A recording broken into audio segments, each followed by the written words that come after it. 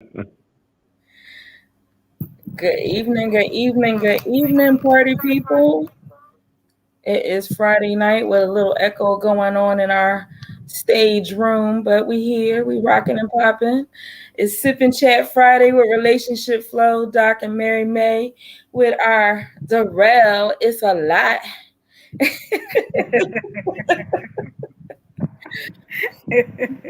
Doc, how you doing this evening? I'm doing a lot better than I have been over the last few weeks. I'm doing so much better. You know, when you lose somebody close to you, it's you got to work your way through it, Right. and that's what I'm doing. And I'm doing a whole lot better right now. And tonight I am rocking with some Blue Moon Mango Wheat. Okay. Okay. I didn't even say what I was rocking with. I'm rocking with some Panera Bread lemonade. With nothing, no special and nothing special in there. I'm just coming from two client sessions where it seemed like tonight's theme was separation, autonomy. Like, let's break up. Tell me how to work without my partner. I feel guilty.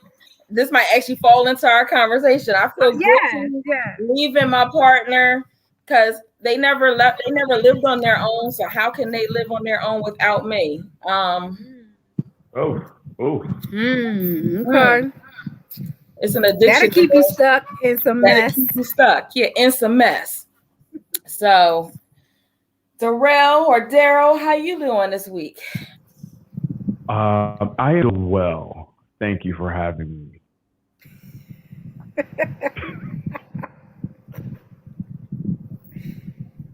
We came with the Barry White this week. Yes, I'm just here and thankful to be here on another Friday. And you got your 3 button up. I got the button up to the top, all the way. I was about to say, welcome to Coco-licious. Yeah, welcome back, Coco. Thank you. It's good to be back. Yes. She said she tried to rock it out with us last week, but the way her system was set up, it said you won't having no parts. No parts. The way that Wi-Fi was set up, I couldn't get it. Right. That happens. That definitely happens. So, Daryl, you're usually the keeper of current events. What you got? I ain't shit. I mean,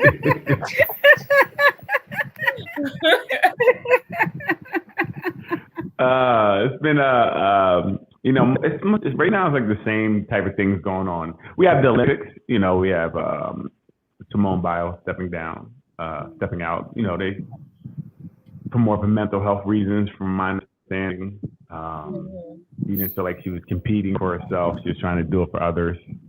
That was. You gotta show your shirt, Doc. Wait a minute. Doc rocking on her Infinite Mind and Body shirt. Yes. There you go. Hey, Dorico. Thank you for the shirt. What's up, Del? So, as you were saying, Daryl. Oh, she felt like she wasn't doing it for her anymore. She's doing it for others, and she just mentally wasn't there, and she stepped down. So there was some backlash. I mean, you got to take care of yourself at the end of the day. Right. She's like, if I'm up, I can't. She said, I can't have be in a bad mental space, up, jumping all them feet in the air. You got to be right. So it makes sense that what she did, and it was courageous to step down, and knowing that this is the Olympics, it's a big stage, and for you to step away from it must really mean you're going through some stuff, right? So, hats off to her. We got to definitely take care of our mental health first before anything else. For sure. Yeah, it definitely takes me back to when I was hosting symposiums, how mental health and medical health is one conversation. Although the world makes it two conversations, they really work hand in hand. And I just remember how much pushback I got then. And I wonder how those people who pushed me back then see it now. They probably still see it the same way.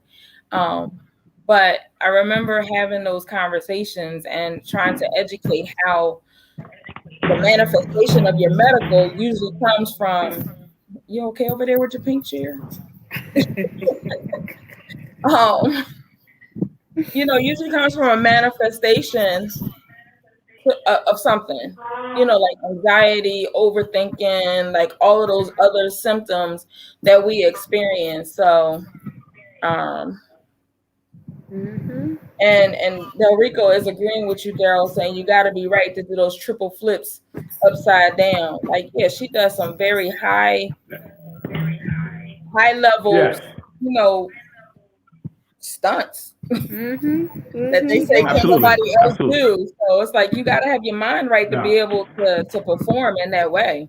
Yes, for sure. And I think that also, I think she should have competed, because you're not even scoring her right. You're like, these great things she's doing, you're like, oh, we can't score that high because nobody else can do it and they might get hurt trying it. Like, how's that work?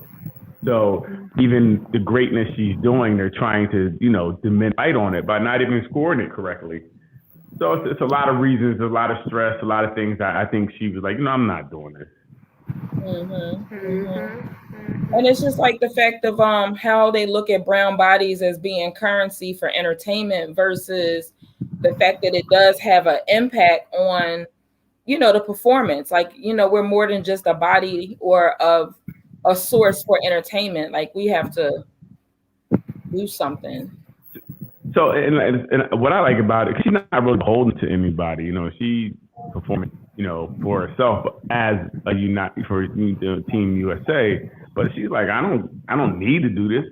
I'm already the greatest ever. And no matter what you do, I'm still the greatest ever. And she's still gonna get her endorsements and things of that nature. And kind of coming off the wave of like the tennis player who also had listen, I can't do this. I'm gonna sit out this tournament. It's making it okay for people to say, listen, I'm not right. I need to get away from it. And whatever comes with it, we'll take. We'll take losing the money or whatever the case may be because we want to be right. And that's good. That's good. That's a good precedent to set. People can start really taking care of themselves and not be out there not okay and, getting hurt or whatever the case may be. Or like you said, trying to, fulfill somebody else's dreams, the owner or whoever it is. You trying to do it for them, and you get hurt, they're gonna replace you with somebody else. Yeah, you're not going to be fully evaluated in the ER room. They're going to already have the replacement, maybe not at the same capacity of what your performance skill was going to be, but they're going to have somebody already stepping up to the plate to try because they was already waiting to be. Absolutely. Right. Yep. Yes. I mean, that happens all over our lives, like in promotions and workplaces. Like if you get sick or, God forbid, or, it's your time to transition on, like your job is already posted and possibly already filled before you even get cold into the ground or however it is your final service exists. Yeah. So any other current events or no? Yeah, none I can really think of. We're just the only current event that Doc is back out. Wait, what'd you say? Where was that? Doc is back in the house.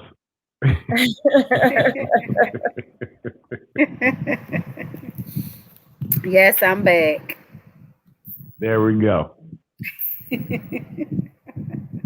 We missed you. We missed you. I missed you guys too. I told you before. Yeah. This is my place. Right. This is what I do for my mental health. So it was missed. Yeah. Awesome. And you have a big day coming up early next week. Happy birthday. Thank you. Yes. Turn up. It's about to go down. It's about, is it gonna go stiletto down or is it about to just go partially down? Like, you know. It's going stiletto down. Stiletto down. Got to get back in them. I know that's right. I know that's right. I gotta put it back up because I forgot the happy birthday.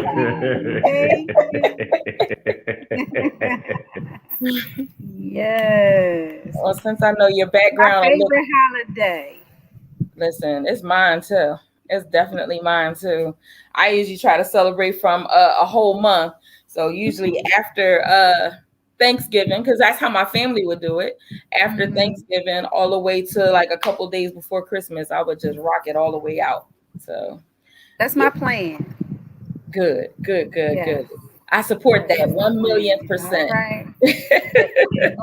and go out with a bang. Yeah, especially since I guess every birthday is a big birthday to me. Yes. Yeah. And last year we were in the house. Yeah, so you gotta do a double side. You gotta be double fisted, Yes, you gotta make up. Yes, you gotta make up for anything that's considered lost time. That made me think about last week when I went to this house music cookout in Baltimore, and this girl was rocking it out with the hula hoop. Like she was dancing in the hula hoop and moving, but like, you know, you think about a park, she was dancing, walking from one side of the park to the other side of the park. At one point, I saw her leave the one side of the park with 2 drinks in her hand, dancing and walking with the hula hoop consistently moving. I was like, I need to go to her class because I can't do it like that. That's what's up. Yes. And I'm like, okay, she got to be somewhere around my season number. So like, come on now, we need a class. Okay. Need a class. Teach us all. Right. And she might not have been in my nuts. She could have been younger. Who knows? But people think I'm younger some days. You know. So tonight's conversation is a little spicy. It's a little spicy. Picked by one of our hosts, wasn't me. As she take a sip. Emotional incest, daily decisions and relationships. Do you know what they are and how they impact you in what way? So, Doc, you want to explain emotional incest?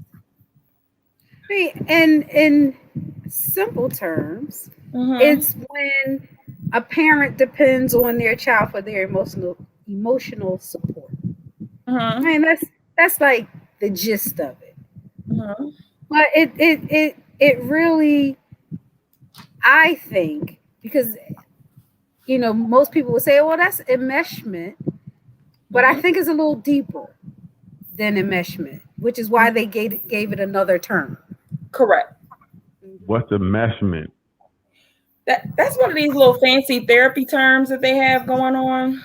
I know. Enmeshment is more so like when you have delegated roles and responsibilities to your child. So say like if you are a single parent, and so like the child becomes your partner in the way of doing the other responsibilities that if you had another partner that they would do. That is different. It's similar, but it's different than emotional incest. Yeah, and with the emotional incest, the parent is literally depending on the child for their emotional well-being, and the relationship looks like it's nurturing, and the parent appears devoted to the kid, but there's really no nurturing for the child because the child has to be the parent's partner. Correct. So when the child is your partner, you're not really growing a child. Right. So it's really a way for the parent to get their own emotional needs met, but they're really not meeting the emotional needs of the child. So the child becomes like a surrogate partner. And it does make sense to me. The girl, does it make sense to you? because we need it to make sense to you and anyone else who doesn't live in the heads of like how we live. The lay brain, it's making sense to the lay brain. Right. I feel like I'm in class. Oh. So is there any parts of the relationship, Doc, of the situation that made this come to the present that can make this more of a lay conversation to someone listening? It's like have a for dummies version. Because I felt that was what was happening, that because we live in this life, we have a certain language that you and I could bounce off, and because I'm not managing it right now, I'm only in the theory of it. So so I can talk about it in terms of red flags. That sounds great. Like if you're talking to a parent and they say that their child is their best friend. Oh, that's weird. Yeah. And the child is 5 years old. Ooh. So how about their child is older? They're 17. Can they be their best friend then? Does age matter? Is my question. It would depend on what the relationship looked like over time. Mm-hmm. You know, if the person is a single parent and they say their 17-year-old is their friend, you would want to know, how did that become? How did your child become your best friend? Is it that, and if you said to me, well, you know, once they started dating, we would talk more, and now they share more with me because they're, you know, we can talk more about certain things. I say, okay, that's all right. But if it's, you know, this child has to sleep in the bed with you, there's no closed or locked doors in the house, that you tell the child all your business, and you've been doing this since they've been growing up, you know, if you're saying things like, I've always depended on him, he's been my rock, and you're like, wait, what? So it's so, all right, help me out, Mary. Phone a friend for help. I'm trying to give examples. Phone a friend for help. Calling Mary. We're calling Mary. Give examples of what it would look like. But the child basically is the surrogate spouse, or gotcha. I surrogate friend. So the relationship lines are very blurry. There are no boundaries between the parent and the child. Gotcha. Okay. And it's like, instead, the adult doesn't see the issue of that. Mm-hmm. Gotcha. Like at all. Like the adult will engage in this behavior because they have complete access to their child. Mm-hmm. They don't have complete access to their friends or even know how to communicate with another adult in the same capacity. And they actually have power over that child. So it's a power dynamic that happens too. And because of that invisible, here I go with these therapy words. I was just about to ask. That's the struggle. That's the struggle trying to. I'm gonna say it. Invisible loyalty. Yeah, invisible loyalty, because a child only knows to be loyal to their parent. You know, because that's who the authority person is. Absolutely. So it becomes this unwritten rule that whatever the parent says, does, acts, tells you to be is law. Yes. You don't but know, it becomes a problem. You don't know anything different though until you start having friends, and your friends don't interact with their parents in the same way. Mm-hmm. And it can become a problem. I'm sorry. We're raising his hand, Doc. I'm sorry. Wait a minute. I'm raising my hand in class. I'm sorry. Go ahead, Darren. What is that other black square there? Is somebody signing on? What is the other black square? It's supposed to be LaJoya. Okay, I can see her. I see her. I couldn't see her either, Daryl. Oh, I see her. Hey, I couldn't see her. I could see her in the studio, but I couldn't see her on the screen. Yeah. I can see her on the screen. Gotcha. Hi, hey, Joya. There we go. Okay, I'm sorry. But while it Okay, as I Doc, said continue. before, it looks nurturing, but you're not meeting the child's emotional needs. And when the child is no longer meeting your emotional needs, or like Mary says, start to have friends and try and getting emotional needs met other places, then it can switch to a place where the parent is angry and the parent is talking like a jealousy and making the child feel bad. It could look like jealousy. Like a jealousy, Doc? It could look like jealousy, yes. Wow. It could look like jealousy and resentment. Wow. That I guess we would, if we use the word normal, that we would normally kind of talk about in that separation of when the child is moving on, either going to college or moving out as an 18-year-old, that you would see in that dynamic of a relationship. You would see it much sooner when they're like 6 and going to kindergarten or going into middle school. And in middle school, you know how you begin to form those other relationships that where your parent is not the primary source of your attention anymore. Right. That adult person becomes, it's almost like it's abusive. It is. It is.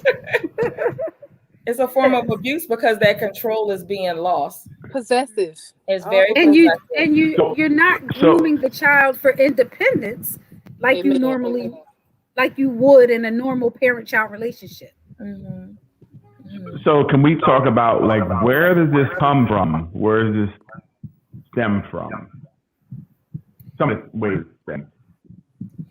kind of insecurity or a significant loss that you have, that adult who is enacting these behaviors or doing these behaviors, if they've had insecurities, then they're trying to fill that, and they'll be the person who says, I just want to have a whole bunch of children.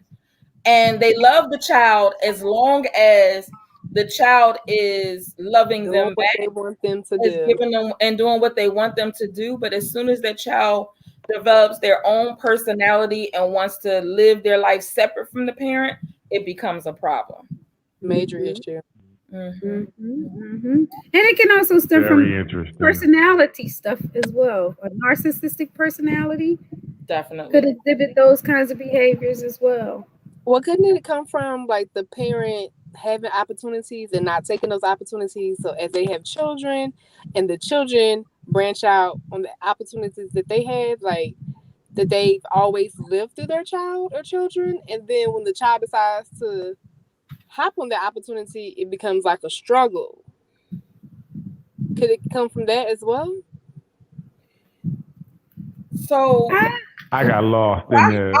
I was with you to a certain point, and then I got lost as well. But what I thought I heard, where I thought you were going, and maybe this will help pull us all back in. Yeah. Is so like if I did well as an athlete, and then I have a son, and I want my son to go through that same journey to be, maybe I only got to a certain point, but I know he could do better than me, because if I didn't have X injury, then they could do better. And then you become this overbearing parent, coaching them from the sidelines, coaching them on everything that they do, because emotionally where you were was your limit, but you're going to make sure that they get beyond your limit because you know it's in the genes, they can do it. And they're like, okay, I'm gonna do it, but I'm really not interested, but because you want me to. Or how about if they can't, they don't live up to the parent expectation, like they just can't, they're not as good as the parent want them to be. Would that be for the parents to be angry with them? A lot of times the parents will lash out. Yeah. They will lash out until the kid gets it right, which is why a lot of times the people who experience this go through this but believe that they need to be perfect, because that's how they keep the peace. Gotcha. That makes sense. Or you hear somebody talk about you losing the trust fund, or I'm not going to support any other thing that you may be interested in. I've heard that too. Who got a trust fund? These are the conversations they told Many people have trust funds.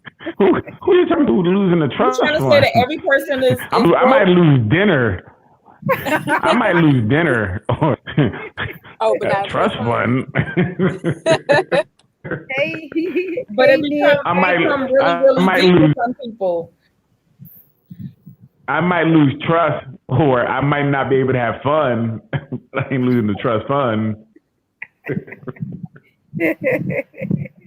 You're right, Daryl. What was I thinking?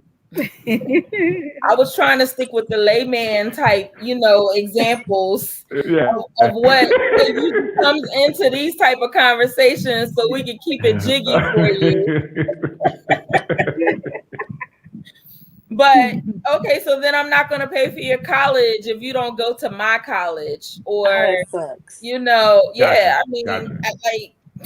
and that made me think of this lawyer I used to work for. He was like, if you go to University of Maryland, I'll pay a full ride, because I only hire lawyers that come from University of Maryland. And I said, I don't want to go to University of Maryland.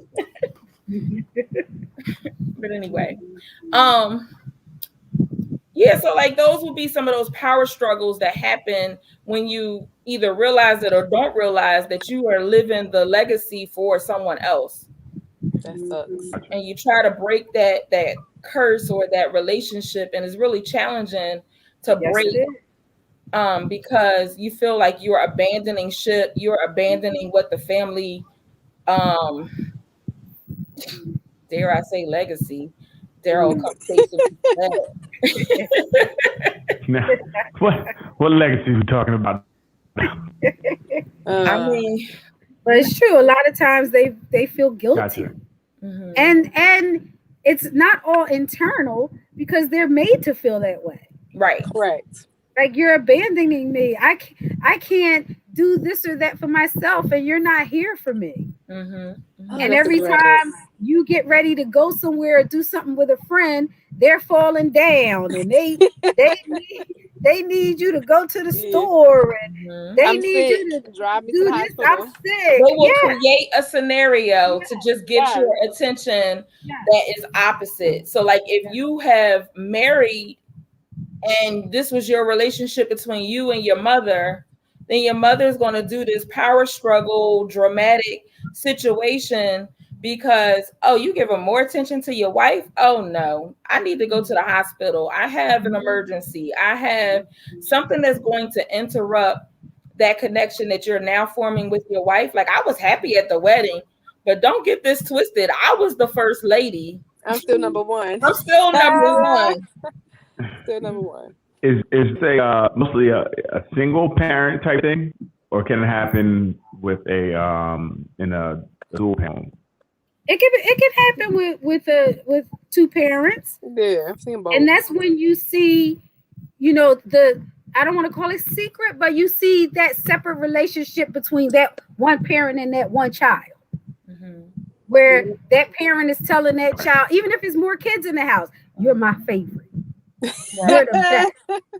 You're the kid. You're the or it's me and Joya Day. Like, you can't go out when it's me and Joya Day. Like, we got certain things that we do, and whereas it's great to have that it's a me and Joya Day, but you gotta then that means you gotta have a Mary and Daryl Day, a Mary and Doc Day. Like, you gotta make balance in that, and it look different for every person. Don't only have a Mary and Joya Day. No, because it gets. Why not? Maybe you don't like your other children. See, there we go. The emotional incest setting the foundation. Maybe the other children don't just get on your nerves. But in this situation, when it becomes bad, now the parent is confiding in the child about their relationship with the other parent, right? And sharing stuff that kids have no business knowing, and having the child side with bongs on word that his finances ain't right. That let me tell you about this situation that didn't work out. Like, it's all type of inappropriate boundaries that the child should not know.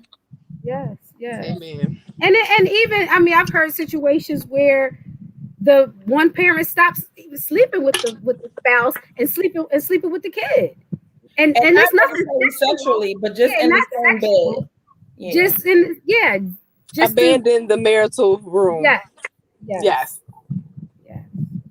But sometimes that could be the security blanket too. So that could be true. Either way. Yeah. But it puts the child in a really bad position. I agree with Gotcha. Mhm. Gotcha. And, you know, and the child is when it gets to the point, like I said before, where the child can't or won't meet the parents' emotional needs. Now the kid is made to feel guilty. They made to feel like they're abandoning their parent, and then the child starts like kind of vacillating between feeling special when they do right, and then feeling inadequate because they're not meeting their parents' needs. Right. Makes sense. Mm-hmm.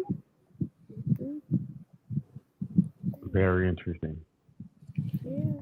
So as an adult, you know that you'll have that persistent feeling of being insecure and inadequate if when you're trying to create and develop new relationships for yourself as an adult. Mm-hmm. And if people who you meet on a date is not giving you the satisfaction that you received from this emotional incest parent like type that has been developed for you, then you're like, okay, well, am I ever going to find love? Am I ever going to be in a relationship that satisfies me? Am I ever, it's like all these am I ever type questions, because now what love is, what a relationship is that enmeshed boundaries, is that like blurred sense of self. Blurred lines. And if you're still in contact with that parent, So what would you look some for? people do get out of it, but if you're still in contact with that parent, they're telling you anyway that nobody's good enough. Right, because they still need you.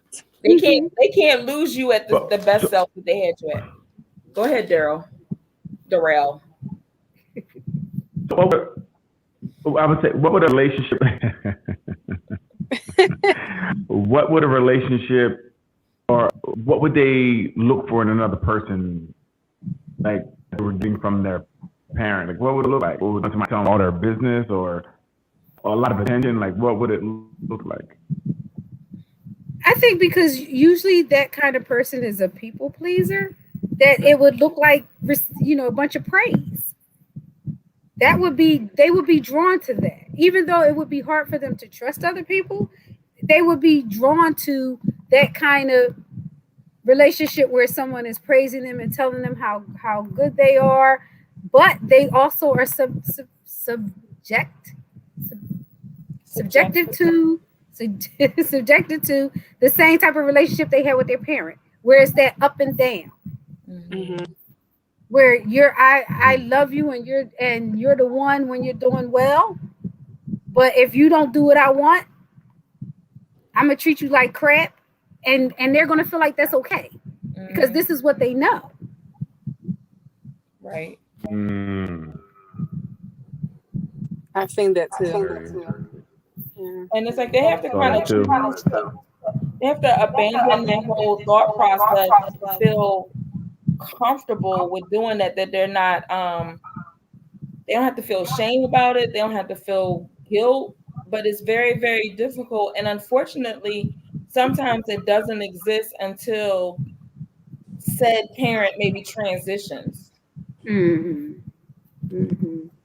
Yeah. But even then the voice of that person is still present in so many different ways. And you're right, it does take it takes some internal work to get out of that too, because you have to get to the point where you're not always, your value isn't wrapped up in what people think of you. Correct. And being perfect. But couldn't it also take a lifetime? Because couldn't it be a cycle for some people in different relationships? Yes. Also, I was on the eggs with this type of. I know Mary said it sometimes happens after the parent transitions. Well, if the parent hasn't transitioned and it keeps happening, do you feel like those children who are now adults who have gone through this, do they have this like self-sabotaging with relationships. Absolutely. Yes. Absolutely. Because they don't know anything different, and they don't know that there's a cycle that they would benefit. I can't say should, but that they would benefit from breaking or changing. And the reason I can't say should is because it has to be a decision for them that they want something different in their life and how they interact with other people. That makes sense. Yeah. Daryl's in deep thought. I see. I was getting ready to say something about that. Is this because this is heavy? This is heavy. But is there a diagnosis for this? And does it the child, do they start presenting with some type of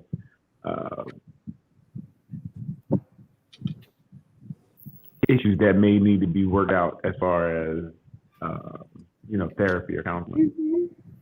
They're gonna be high performers. Yeah, you see depression, anxiety, sexual dysfunction. Okay. Oh wait, what? You ain't see that up there? The thing don't work. Yes, the thing don't work. No, it doesn't work. Oh, never mind. The thing don't work. God dang, we don't need that. We need to ban that. Don't do this to your kids. It's more to it than just the thing not working. That's what we worried about. Well, the thing doesn't work because the mind is not working. So if the mind is over functioning because it has all of this negative noise happening with messaging that has been shared over time, then that impacts how you able to come into any intimate situation. So yeah, you're not going to be able to, I mean, I hate to use the word perform because I don't really believe in value in performance sex, but okay, sorry. Like it's always a performance. Here we go. I knew that was coming. Yeah, it shouldn't be. Oh, it's going on after the performance. It should be some intimacy and relationship building, but it should not be a performance. We can go to the show for a performance. It's a performance. It's a performance after the performance. Oh, let me stop. Okay. Get ready for the curtain open. Show begin. I tell you. Right. There's reasons why.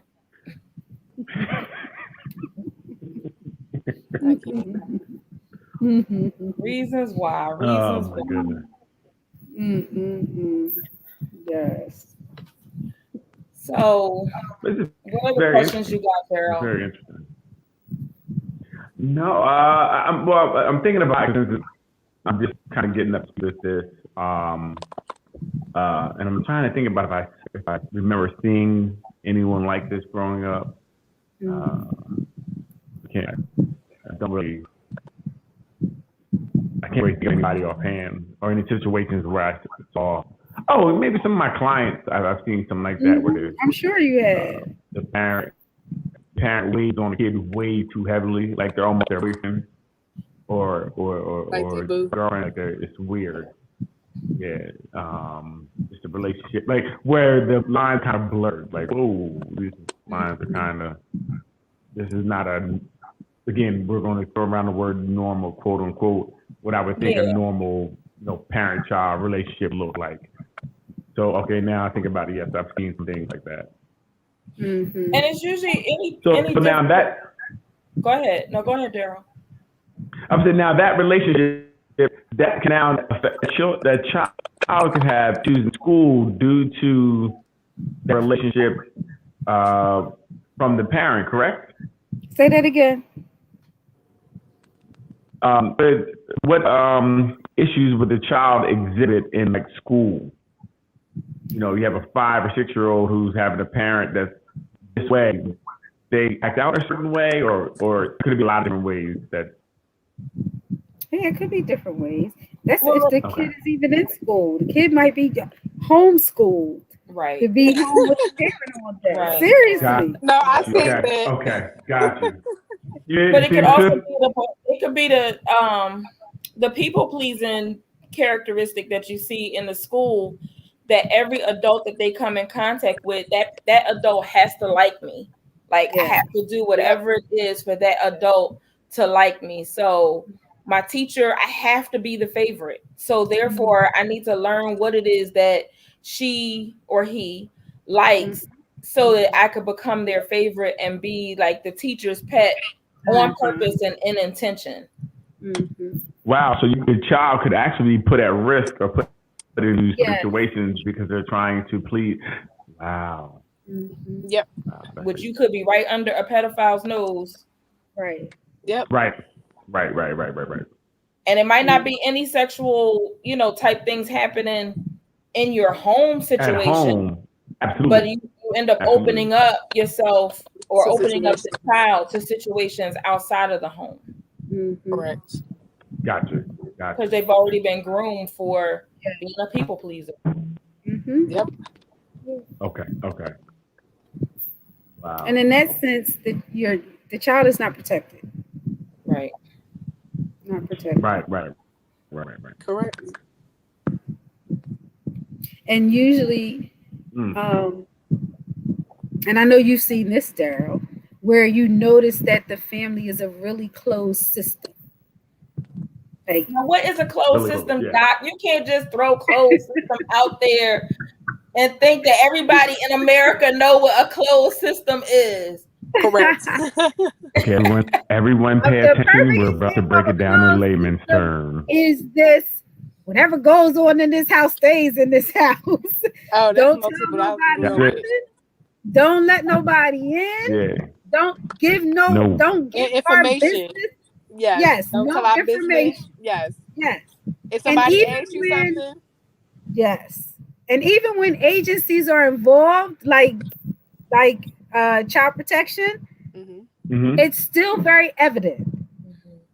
Yeah. Because they won't even if they have the option of receiving services, it's a no-go.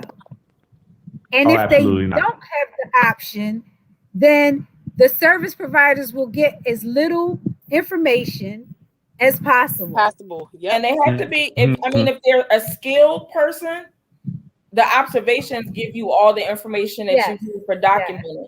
But if you just graduated and don't really know the ropes of the game, that family is about to play Monopoly with you and pass go a couple times and collect their $200. Ping pong. Yes. Correct. Yes. Camp, I'm sure you've seen it in your work and in your relationships. What would be some examples you would share? I mean, this might not be big, but you know how they say if a person's clean by looking at their toenails and fingernails. I look at and this is weird. Well, I wouldn't even say weird, but one thing I notice about kids, how they respond to you and how they've been taken care of, or certain things have happened. For example, if a kid turn their head or bend over and get a piece of paper off the table or reach for a pencil, sometimes you can see the ears, like earwax, like different stuff. Like it's just like the small things I've noticed. If a child has been taken care of or not, if how they respond, how they hear, like all of that gives you tiny pieces to things, and how the family. I just kind of observe and look at how the parents react to the children, vice versa. How children react when certain people walk in the room, whether it's a principal, a teacher, an assistant, whoever it may be. That's a part of the team. That too. Especially if there's a role reversal. Like if they see you at one level and say if they know the person that walked in the room is higher than you, if they respond differently to that person and like what is it that they're doing. And then I also, what's a dead giveaway, I think for me, is what the parent doesn't say. And sometimes when parents choose their words too carefully, because they're trying to make sure that you don't intercept or receive certain information from what they're saying. Okay. Or they give the kids the look. Yes. Oh, I've also seen where sometimes parents overshare to trip you up to see if you're gonna. And sometimes as professionals we miss things, and you're like, no, repeat that. So I think you have to even zone the noise out and really hone in on the information you're looking for.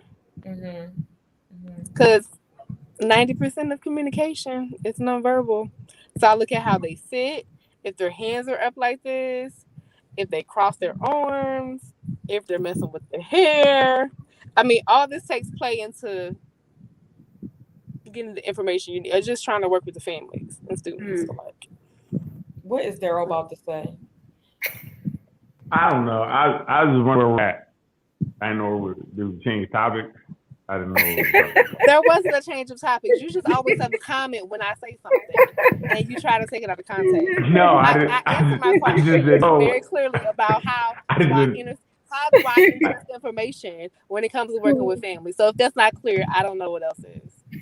Like I was asking her how to show up in her work. So that's how it shows up in the communication, the parent over talking or sharing extra information. If that's not clear, just be quiet. Don't be quiet, Kim. Okay. And sometimes it could appear sexual, but there's no sexual interaction going on. But the parent could be overly involved in the child's development. Like it makes me think about when they were talking about how T.I. said that he checks his daughter to make sure she's still a virgin. Yeah. Like, he didn't actually check his daughter. He just asked the doctor. He didn't check his daughter. Okay. And as a male father, you would know different. Yeah, if you start about he checked his daughter, that sounds a lot worse than he asked the doctor. Like, hey there, look at me. Oh, it's still there. You're still there. Right. Sorry about that. I don't want to spread erroneous information. Yeah, exactly. The check with the but it reminds me of an emotional incestuous parent would do stuff like that and make comments. Oh, your butt getting big, or stuff that is bordering. And I think that could be culturally misperceived different at times too. Okay, how about to say that? I'm like, sometimes people say things and not bad. Well, that's why, to what Camp was saying, Daryl, you gotta pay attention to what they saying and what they not saying. Don't try to bring it back. Do not try to bring it back. Okay. I interview parents and children. And so does she. That's why your signal going in and out. Yes, we both are lost. We're trying to find it. We're trying to find what's going on. We're just lost.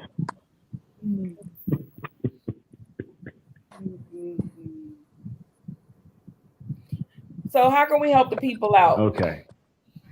That's a good question. How can we help this situation?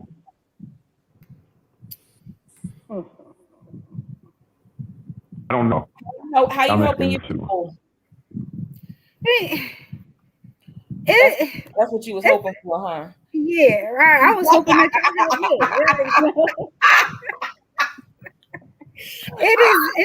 it's a difficult thing to treat. Excuse me. I'm sorry.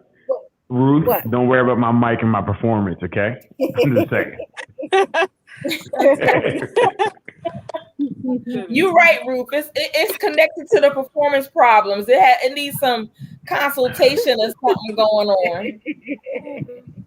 No, what's happening is the show can't handle the mic. Oh my gosh. That's funny. This mic is too big for the show. It's probably too big for your darn internet. It's probably what it is. It's too big for your Wi-Fi broadband. It's too big. For your broadband.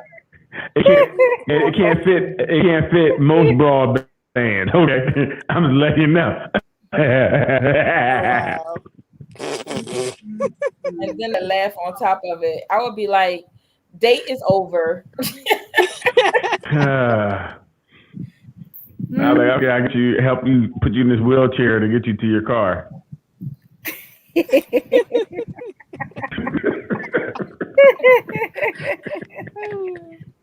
I frozen. Oh yeah, You can't did. see You me. was a little bit. Oh gosh. All right. So how can we help the people who is so embedded, so either as the adult trying to survive what they experienced as a child in emotional incest, or I mean, we don't really have probably young people who look at us, but you never know.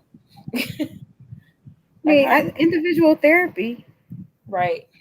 Individual therapy. I would never recommend family therapy Oh no. in Yeah, this no. situation. No. Uh-uh. Actually, Mm-mm. and if they were in a family therapy situation, I would recommend like a couple individual with that person if those signs came up. And I would Mhm. be like, some of Mhm. the things that I'm experiencing, I'm thinking that, well, Joy, I don't know why I'm picking on you today, but I am. You like I, my name? yeah. I think I need to have a couple, conversations with LaJoya.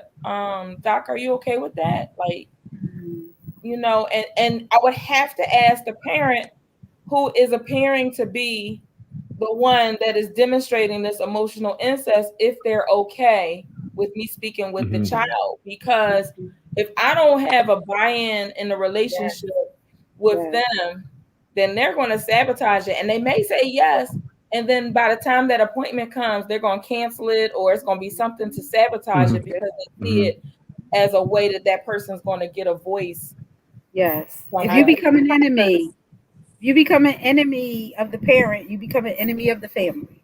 Right. Correct. And is that because the parent feels you're going to break the relationship or change the relationship?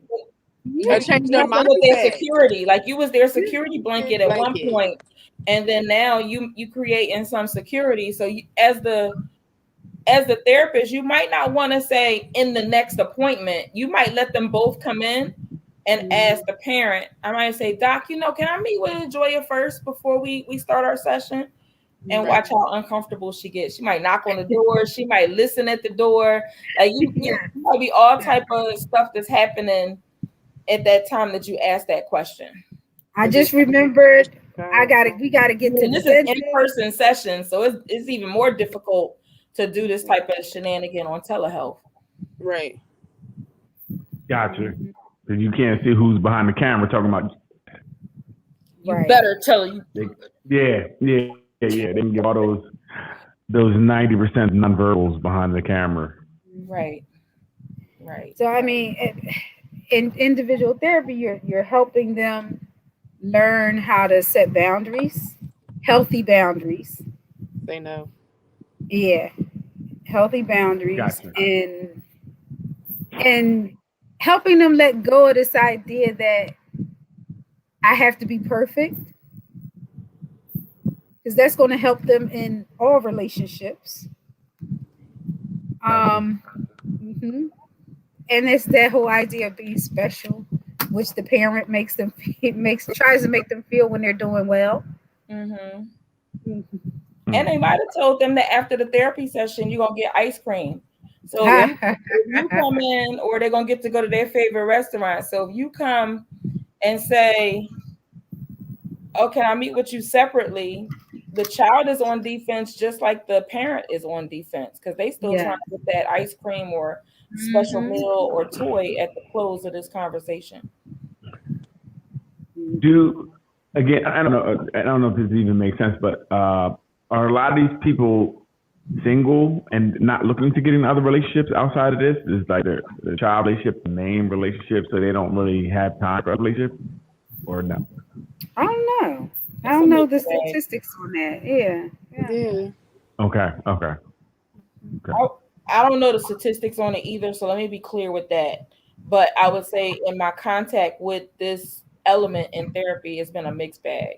Hmm. That's what I was about to And, ask. and Okay. possibly Okay. because, and most of the time it'll be like where the other parent has a demanding work schedule or may travel a lot, or it's just already like Okay. not available That's to true. them Yeah. for whatever other reasons that impact their relationship. that caused the parent, or kind of led the parent to kind of lean into who was physically there. Mm-hmm. Yep. Okay. And also the traveling or absent, because you may not even really be fully absent. You just might have long hours where you're not there. That parent may have said, hey, when I'm not here, can you help mommy or help daddy with whatever it is that they need to do? And so they feel like they've been given a charge to do something that's like, showing the big boy, big girl pants. Yeah. Take care of your mom while I'm this gone. is something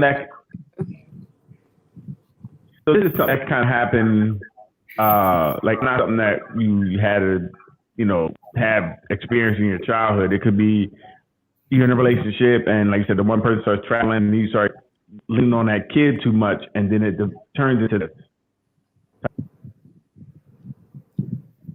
I think you said it turns into it don't have to be that they just it could be derived that this generation of parent and then developed with their children. It didn't have to be a generational on charge of generation. It could be both. Mm-hmm. Okay. One or the other. Yeah. Okay.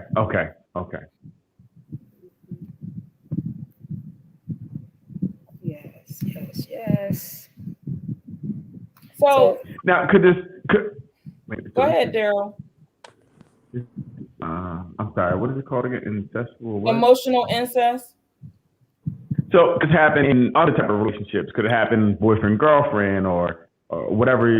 It could happen in other type of relationships you have that are important to you or not. It can happen in friend on friend relationships. Like if your friend. Okay. So like single white female type thing. Yes. I mean, that's extreme. I was going to use like, a whole different example, but yes, I was going to say, because I've known Doc longer, and so say like if Doc was the emotional incest person, and then all of a sudden I met Joya, and I'm like, well, hey, let's do something all three together, and she like, no, we was cool when it was just us. Now why we gotta have this third person coming along? Okay. Yeah, and she could be like, LaJoya's cool. But why we need her? Like we was fine, just the two of us. Just the two of us.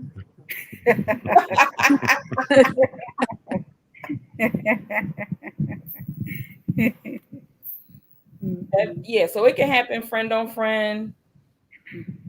Okay. Yeah, it doesn't always have to be an intimate connection, but I mean it's an intimate connection, but it don't always have to be parent-child. So what would that look like in a romantic relationship? Could it happen there where you're dependent on that partner too much? They both have to be. Like that person, one of the partners may have an addiction. Codependency. Codependency. Okay. Yeah. What other way for a dating relationship, Doc? Say that again.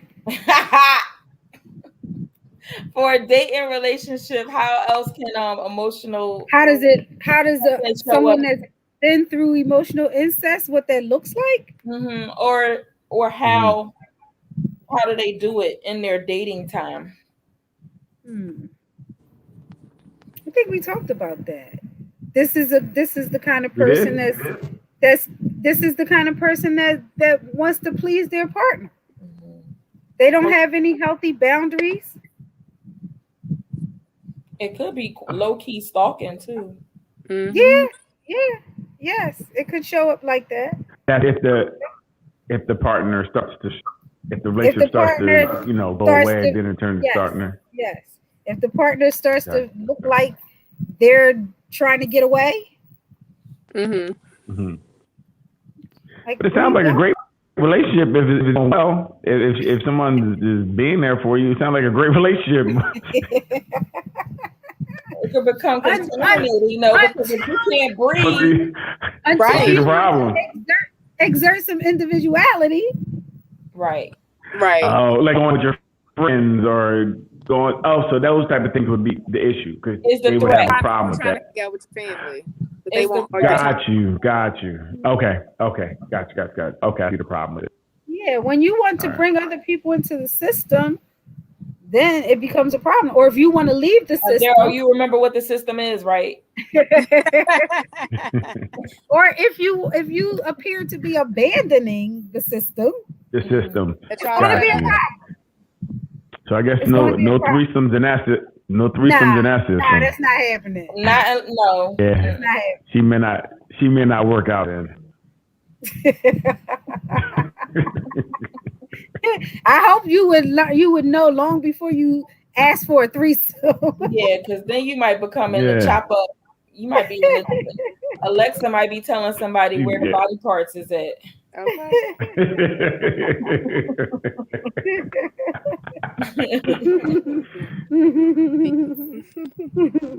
See, that's crazy. I can see that being in the beginning, like being dope until you, like you say, you would go out and do something like, why are you leaving? Huh? Don't leave. My heart is hurting. I can't leave. And they start, doing anything to keep you to stay. So that would become a problem. For me, I like have a heart attack, and if you ain't dead by to get back, then we'll be good. You know what? or if you don't come back, I'm gonna kill myself. Okay. Hey, look, if you not dead by the time we come back, we can watch a movie or something. You know what? I'm not even stuff that you said, Daryl. So I'm not even, I don't feed into that nonsense. When people do that nonsense, I don't feed into it. Like, if you're going to do it. If not, I'll see you when you're back. Like, I'm going to have to leave. I'm going to leave eventually. Eventually, I'm going to have to leave one day, so we're going to figure out what you're going to do. Daryl, you might have I'm like, hey, look. A health provider card. What'd you say? You might have to revisit your mental health provider card. What you mean? Wait a minute. Because I'm not letting somebody else's mental health bother me. I'm the problem. Yeah, but you have to leave them in a fragile state. Because you like, I'm going out with whatever I'm going out to do. No. Listen. I can't help you. So you need to go get some help. And you're going to kill yourself. You can't be here and get back. What you mean? He's saying I'm going to do what I'm going to do, and hopefully you'll be here when I get back. If not, then you weren't for me. Girl, you need a nice long vacation. Oh gosh. I'm going for a couple hours. If you can't last a couple hours, then it wasn't meant to be anyway. No, you need a long vacation. Listen, they talking about taking a long vacation to the upper room. So I'm just going out to go do my back. If you can't wait, then good luck. So when I go out, I'm gonna make sure I get some. When I go out, I'm gonna get some new numbers just in case you're not here when I get back. Oh my God! Really? Hey, listen. Shoot, the show don't stop. I mean, everything keep going. If she's gone, she's gone. Oh wow. I'm not. That's all I'm not. I'm not. See, I'm not gonna be there like, don't kill yourself. Come on, let's talk. And then I'm gonna miss what I had to do. You think I'm gonna miss what I had to do because she having a crisis? I don't think so. Call the 911 people. Whoa, no, it's selfish for you to. You know what? I call them going out the door. You what? I'm not staying on the phone with them until they get there, though. I'm gonna call them as I'm going out the door, but I'm not staying on the phone with them until they get there. I'm gonna give them the details and hang up. Wow. Hey, she's gonna learn a lesson today. Either she's gonna learn that I'm here with us. Can you help us out, please? Huh? Either we're gonna call their listen. I know she's still here with us. Can she help us out? We phoning for a friend. Listen, either we're gonna call that person's bluff, or they're gonna do it. That's it. I'm not messing my night up. You said you still going out. Okay. So what should happen here? Sounding as sensitive, I kind of agree with Daryl a little bit. There we go. Only because I've had that experience, and the person kept saying that as a way to control. And eventually I was like, all right, go ahead. Just stop calling me. Yeah. Just do it. Leave me alone. But Absolutely. you had to like make a discernment. Thank you, Ruth.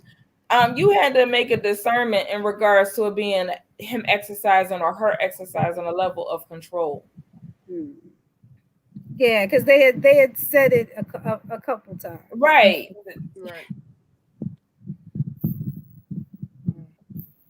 You not commenting? I see you looking. I gave my answer. I'm going to leave, and I hope everything works out. That is his story, and he is sticking to it. Absolutely, because again, if listen, something's wrong anyway. If someone's talking about if you leave, I'm gonna kill myself. Well, we're not really meant for each other anyway. It ain't gonna really work out. So I'm gonna get up out of here. I'll be back. If you hear when I get back, we can talk about it. If not, then ain't nothing to talk about. They ain't gonna be able to I will make her. Hey, listen. Well, wasn't my fault. Don't get me. Don't blame me for what they did. All right. And that would be, you know what? That's even messed up. Had a great night. Now I gotta come home to this. That is insensitive. That is very insensitive. That look like gaslighting. I gotta come home to this mess. That thing all the way back around to serve you, as opposed to being sensitive to the person. Wait, so tell me where I'm wrong. You come home and that happens. It's now it's a headache for you. Because you're concerned about them. That's what you're saying. Yeah. Instead of your night. Yeah. Okay. So listen. All I do is listen. Don't listen. I don't say don't do it to me because I'm leaving. You say something at me. And you kind of feel it out. On the live or the replay, and you dating Daryl, just know he's walking out. Absolutely. Yes. As soon as you say something silly like you're gonna kill yourself or you're gonna do something, I'm leaving. Control. I'm going to do whatever I was going to do. I'm not going to sit there and argue with you about it. I'm not even going to go back and forth with you about it. I ain't going to ask you why. Okay, well, good luck. Because you're not going to stop me trying to talk about the nonsense you're talking about. We're not doing that. We're not. Okay. Sorry. You ain't sorry, so you ain't even got to say that fake lie. No, I'm sorry that they can't be with us anymore. You sorry that what? I'm sorry they have to go through this nonsense. It's mostly nonsense. Every time I dealt with it, it's nonsense. Well, so you that type of stuff. This is nonsense. Go ahead, Doc. Now I was going to ask Daryl. You said when you've seen it, does it seem like it's a way to control you, or? Yeah, absolutely. Because I was going to go do something, you know what I mean? Or I was going to do something outside of what they wanted. So all of a sudden, because I don't want to do what you want to do, you're talking about, either harming yourself or you're going to do this or you're going to leave or whatever. Hey, good luck. I can't keep you here. So whatever you're going to do, if you're back, when I get back from you here, cool. If not, then cool. Wasn't meant to be then. Wasn't meant to be. Wasn't me. I don't like that. That's all that, I don't like that. Oh, I'm gonna, if you go out, okay. Good luck with that. Oh, goodness. So what should happen? Should you sit there and say, okay, let's talk about this? Why don't you I already said that you must have learned from earlier interactions that this is a tactic that somebody does just to kind of, control you in some type of way. Yes. And I think that, I don't know. I think if you felt someone's really going to do something, maybe, I don't know. I guess you don't really know if somebody's going to do it. I don't know. Yeah, because sometimes people say, well, I'll show them. And Yeah. make the actual mistake. Right. Exactly. Yeah. So I guess you don't really know. But like I said, I'm not gonna waste a night on a woulda, coulda, shoulda, woulda. Yeah. I'm going to this reggae club where I'm Oh my going. I God. can't. I'm at the river deck. I can't miss the river deck for this. You going to the river deck tomorrow? What? Are you going to the We're supposed to river go. deck tomorrow? No, I only go on Sundays. No, they having a Caribbean day party tomorrow. Nice. I know this is Really? not I didn't know. Yes. I haven't I been didn't there in know. ages. I What didn't even know time? they were still What? around. Yes, that's Excuse I me. will have to Excuse me. look it up Excuse me. and share. Yeah. I've been. Excuse me. What time, Mary? I will have to look it up and share it with you. I'm sorry. Okay. Yeah. Definitely do that because I could. You That can sounds work like that my out. type of party. No sun. Oh I yeah. know Sunday we were supposed to go. yeah, I think it ends at 8. But The river down. yeah, It's a day party, huh? Yeah. Yeah. it's a day party. Yeah. I could definitely do that. Yeah. Parties. I could do that. Alright, I digress. You mentioned the river deck, and I digress. See how important the river deck is? You think I'm gonna wait? I'm not gonna go because I'm not talking crazy. Oh my No, thank you. gosh. I'm gonna be pond the river, pond the bank. You be alright.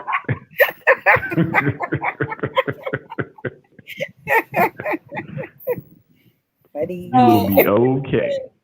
A person, as we described, that is an adult dealing with emotional incest has difficulty setting boundaries for themselves as well Right. as in relationships to others.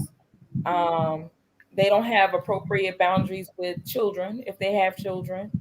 Um, and it's not necessarily that it's a sexual abuse situation, but it's just the way that they give allowance for just interacting with their child and what information that they may share. And even if they're having decisions or going back and forth like about divorce or separation or moving out, like they're including the child in every step of the way, which is not necessarily a good experience for a child who has loyalty to both parents, Yes. because Yeah. Gotcha. you making them choose. Causes anxiety. And anger, I mean, we could probably have, and we probably have had in the many shows that we've had, talked about anger. Anger just kind of really manifests in a lot of different ways. But if you have been fighting to have your own independent voice for a long time, then anger shows up in an emotional incest way of you trying to get control over yourself. So you might actually be a person that cuts yourself. Ooh, gotcha. You might. You might be a person that does some like erratic behaviors. And when I say erratic, like you might be what's the word I want to use? Like sexually explosive, where you have like multiple partners that you have no attachment to. You might be using drugs. You might be using drugs. You might give away all your stuff and like just change the house up like very frequently, but very random. Like, I thought you liked this color scheme. Yeah, I don't like it no more. I gotta do something different. Like, what? Like, what? So, or what'd you say? Eating disorders. Eating disorders. Eating disorder. Always seeking validation. Wow. From others. Yeah, like you have to seek that approval from other people. If you're in a partnership or trying to establish a new relationship or already married and you had this emotional incest in your relationships with somebody else, if that partner doesn't understand why you have to like stop or cancel plans that you're doing because this parent has called, like that's an issue. That's an issue. And you'll often find that too when they say, well, the mother-in-law is all in our business, or every time we have a fight, they always call in. Right. Yeah. That's some emotional incest right there.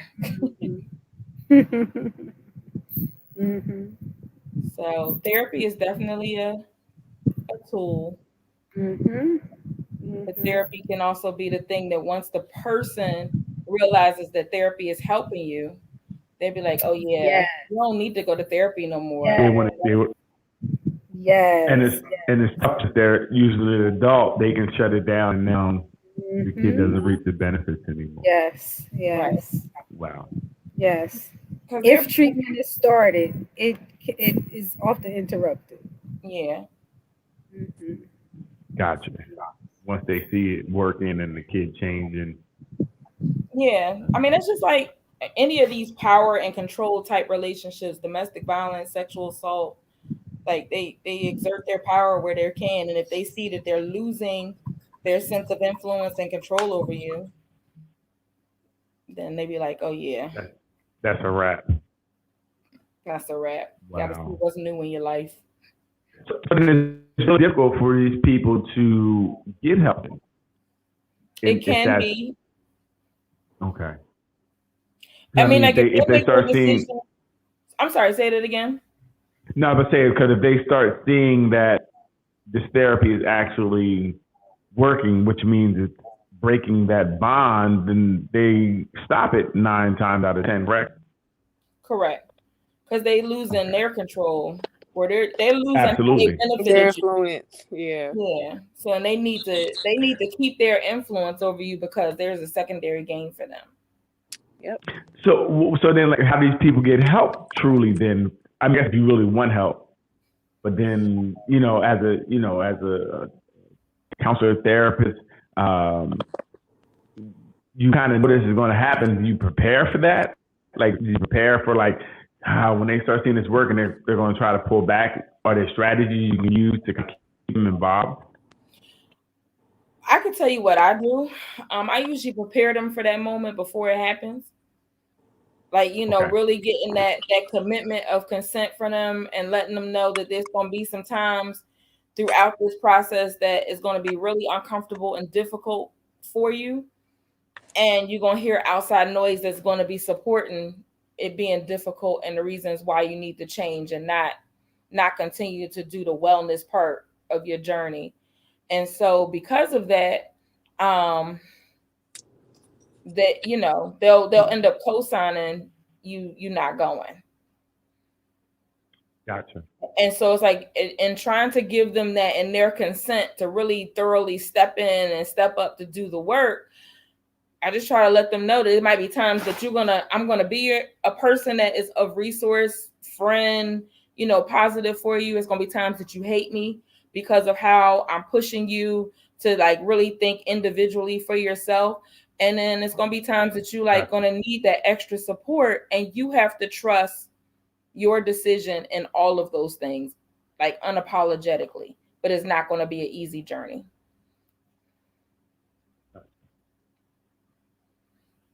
How about you, Doc? You on mute. I don't know why, because you don't look like you on mute. You took that phone call and then you got jacked up. So you got to try to reconnect your mic. I don't know if it's the phone or whatever you're using. You got to go in She's on her to, computer, so yeah, she logged out to come back in. or she Um, could just log off and come back in.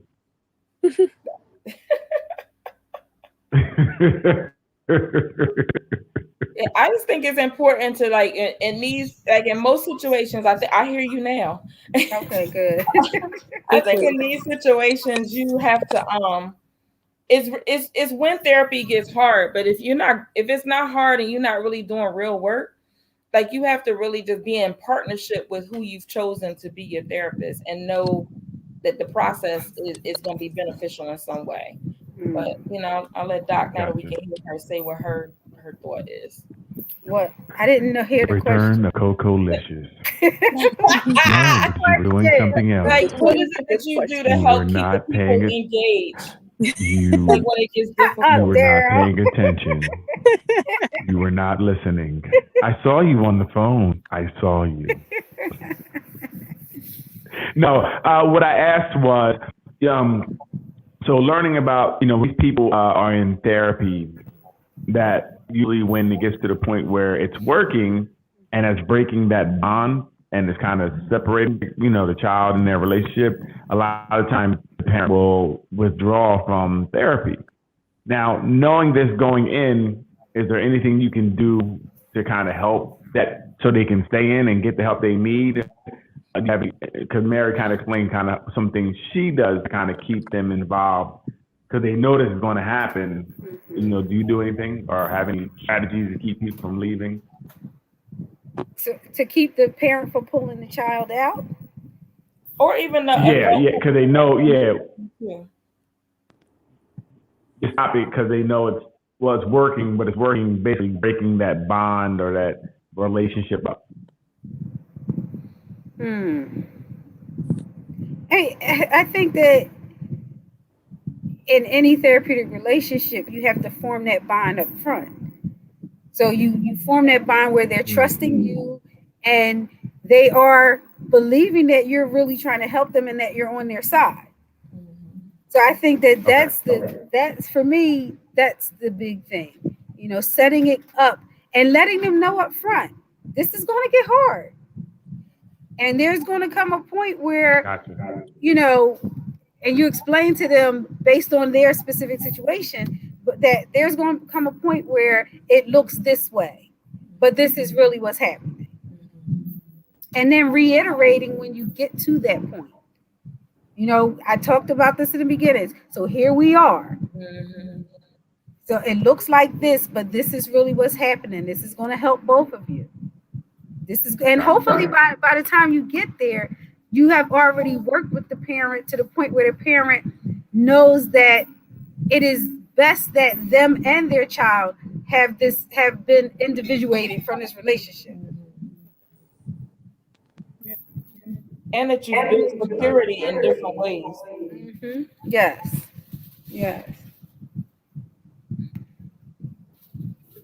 So you and Mary's answer was very similar.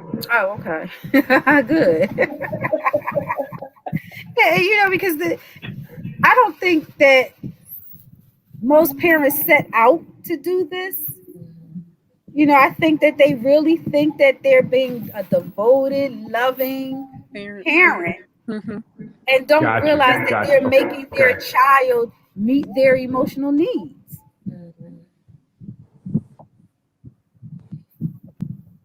So I think that has to be explained to them and brought out. Bring them out. Bring them out.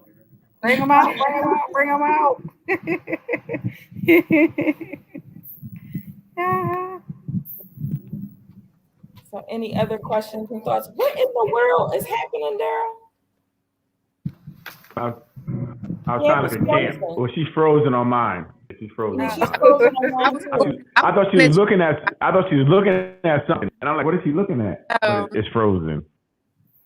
Yeah, she's Tell her to let it go. I hear her trying to say something, but she's frozen. I am.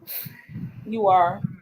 Okay. I can hear you. Yeah, you're frozen, like looking up. You're like, oh, wow. I'm not looking. You say you not to you, but you are to us. She said not to me. Yeah. So any other questions? Like, I can move. I'm moving. I am moving.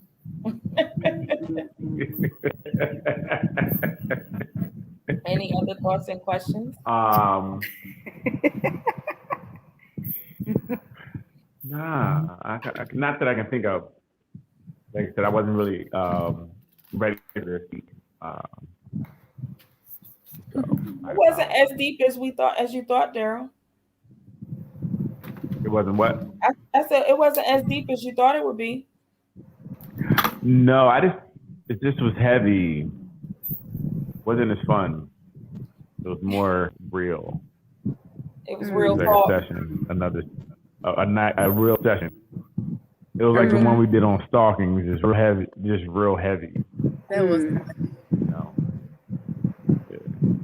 But I mean, I guess definitely was very educational.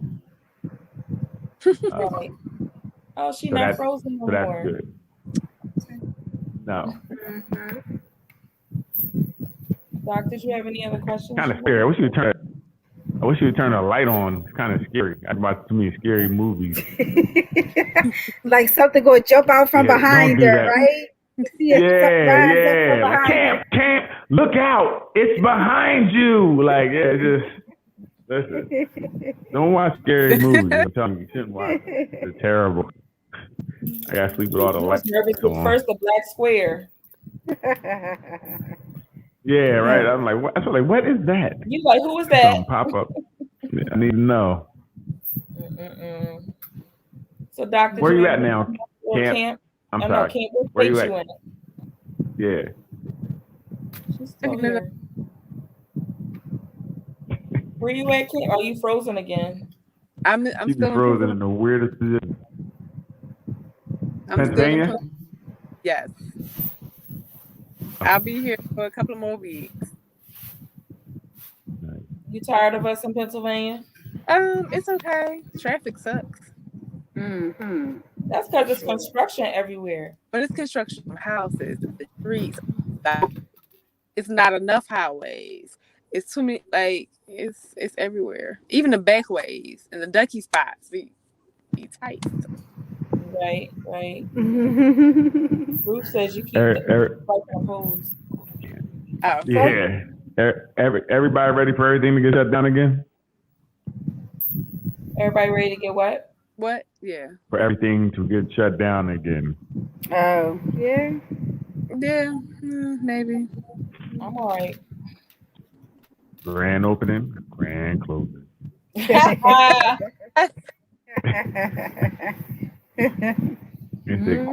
go ahead, have your summer. Have your summer. You guys have your summer. December, we're shutting it down again. I'm gonna enjoy the whole month of August. Oh yeah, you better.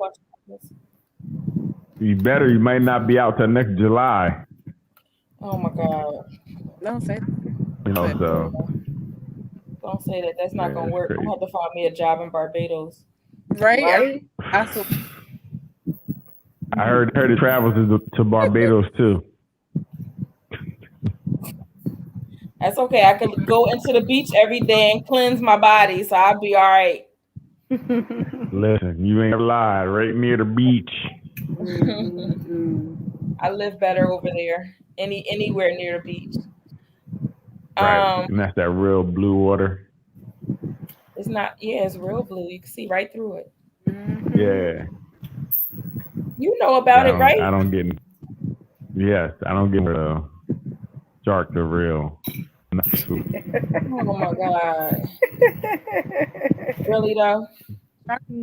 Really? Go ahead and sprinkle your feet and come back with no those. I'm good. I need all my appendages. Yeah, they gonna take that one that you like the most, the one that you always talk about performing. Yeah. They gonna come right for that. They probably would. They gonna attach you somewhere. I don't mess with. I don't. After they I birth. don't mess around in no beach. No water. I don't get any water. I live in life. Oh wow. Okay. Too many sharks. I think it was some. They found some sharks in like up like I can't remember, but like somewhere up New Jersey, somewhere up there in the water, close. In New Jersey. Wow. Like up, yeah, like towards New York, up that way. They found. Oh, that's where I go to. Something like that they saw. They mentioned Massachusetts. Many sharks. They mentioned Massachusetts, not New Jersey.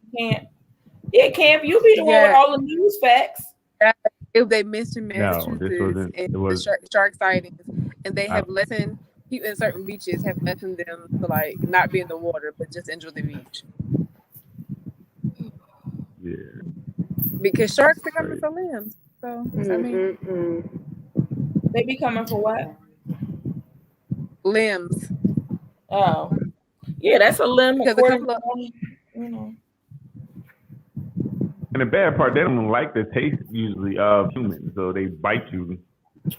You check that science back out. Like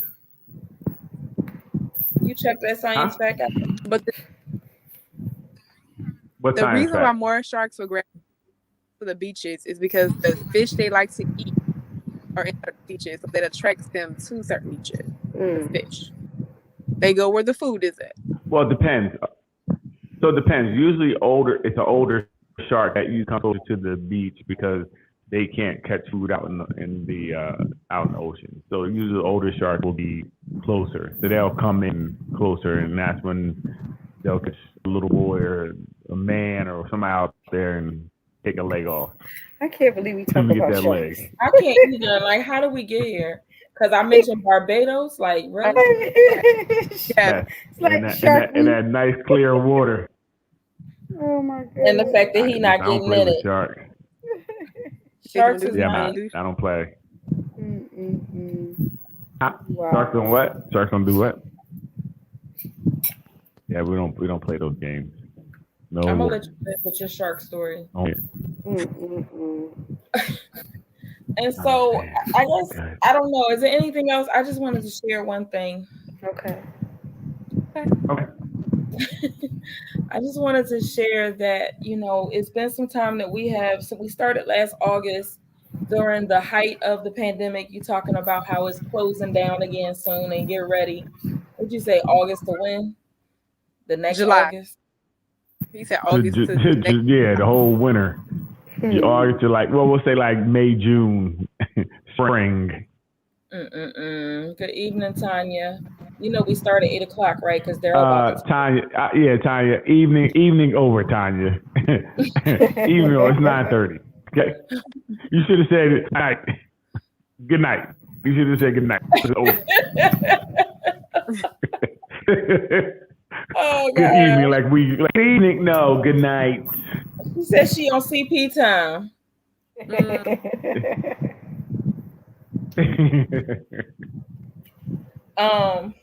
So I just wanted to share, we've had a lot of shows and a lot of stuff, a lot of good conversations, which was what I always look forward to, what we always look forward to. But then we will continue, I believe, with Doc.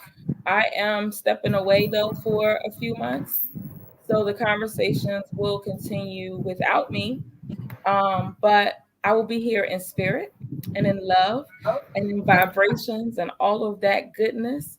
And I'll still be active in the group and doing stuff there. I just will not be joining the Friday conversations unless I could peek in here and there. But I know at least through a few months, I need to take a break. So I just wanted to share that because Doc gave me a stiletto on my neck and said I needed to share that. She gave me a stiletto of love. I thought we were doing a full hiatus for a few months. Oh, we all are? Okay. I don't know. We didn't get consent from everybody else. Yeah. All right, so it's a full hiatus. It's not. Daryl, what you got? Doc, what's wrong? Wait, time out. First of all, Mary, we supposed to talk about this before you brought to everybody else. Okay, this is not. We don't. Don't you hear about the system we just talked about? The closed system. Oh. Supposed to tell us this before. I did. I sent out an email and nobody. Well, one person responded and Doc called to share some love. She was like, "What's up?" She said some other stuff in the text, but she said, "What's up?" It was an email. Oh. I don't read my email. An email. You know what? Yeah, I don't read my emails. So I read both emails. So I'm gonna go. So is this a hiatus? I'm gonna go back and check it out. No? So okay, so maybe I'm premature in my discussion. Maybe I need to talk to my family in the green room, and you can stay posted to the group to see what it is that we'll be doing. I thought I heard something different. And everybody pretend to keep it going. No, don't miss you. No, say don't stop it. Keep it going.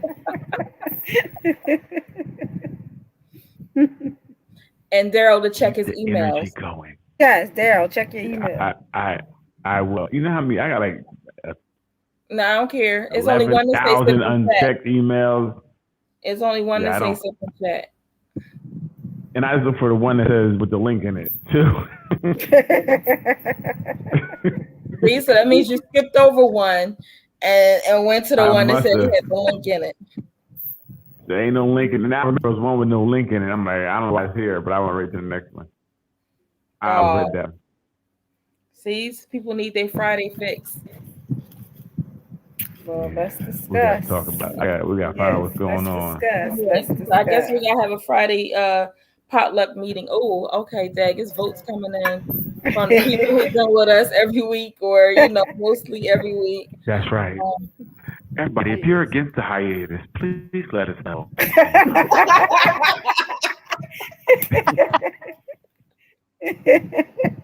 So, all right. Yeah, I didn't hear the stiletto right in my neck, and it's a Friday night, so I guess it's time to wrap it up, wind it down. Is that what we doing? Yeah. Yeah, we gotta get off this one. We gotta talk about what's going on. Sorry, guys. We have some personal to talk about. So hush, Daryl. All right, hugs and love until the next time that we connect and share love on this internet streets. We catch you on the other side. Deuces. Night. Good night, everyone. Have a good night. You gotta wait for the Barry White goodbye. With the broke mic. With the broke mic, the big mic.